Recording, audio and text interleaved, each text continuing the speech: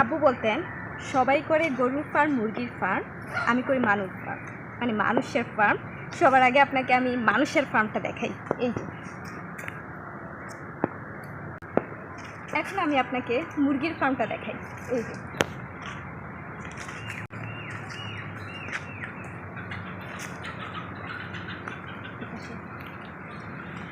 এখন আমি আপনাকে গরুর ফার্মটা দেখাই। এই যে এই পাশে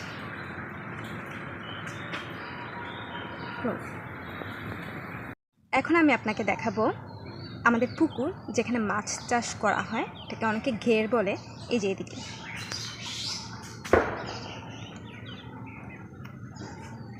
আচ্ছা, সব তো দেখলেন, আরও একটি স্পেশাল জিনিস বাদ আছে, সেটা হচ্ছে কুকুরের ফার্ম।